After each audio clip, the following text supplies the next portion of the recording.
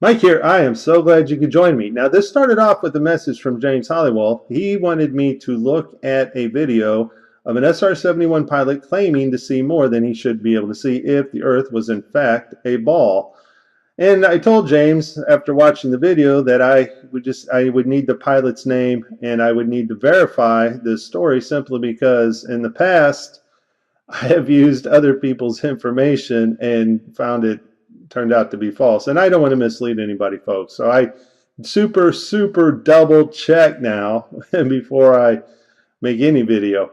And so James went to work and I went to work and he found the pilot name and I went to where he got the article at Aviation Direct Easy Plan. And I said, this story, a real account from a real SR-71 pilot or just a spoof? And I got a reply from a pilot, Jeffrey Peterman. He says, real deal, story from SR-71 pilot, backseater did all the talking. And so then I just replied, thank you very much, Jeffrey, amazing aircraft. And so now I'm going to play you the part of what the pilot says, and then we're going to analyze his distances and show you that, in fact, the Earth is not a globe. Air Force Major Brian Schul is the pilot of the SR-71 on this day, and his co-pilot is Walter, who is in the back of the plane working all the radio equipment.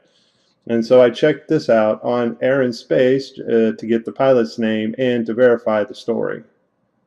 Be an SR-71 pilot. Walter and I were doing a training mission around the United States where you just were building up hours and time. And we take off out of Beale, hit a tanker in Idaho, rip on up to Montana, zip across Denver, hang a right turn in Albuquerque, out over Los Angeles, up to Seattle, back into Sacramento, 2 hours, 21 minutes. And you just do that then you do it backwards, and you hit a tanker or two. It was just to gain crew coordination, build your hours. We're on our last training mission. We're over Tucson. I can see downtown LA from Tucson. We're at 89,000 feet. I can see the whole western United States bathed in a warm October fall glow. SR-71 Air Force pilot Brian Schul states that he was flying above Tucson, Arizona at 89,000 feet, and he was able to see Los Angeles and the whole western seaboard.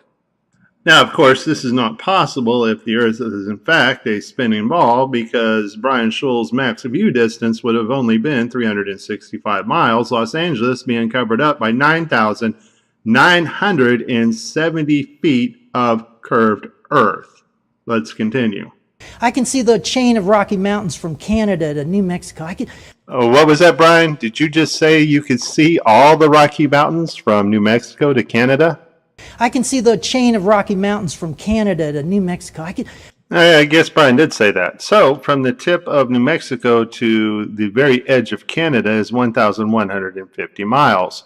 Now, I'm assuming Brian was still flying over Tucson when he saw the Rocky Mountains, but even if he wasn't and was in the middle of the Rocky Mountains, his max view distance would not allow him to see either New Mexico or Canada, simply because the Earth is supposed to be curved. If Brian was still flying over Tucson, Arizona, and saw the Rockies extend from New Mexico to Canada, that's 77 miles of missing curved Earth.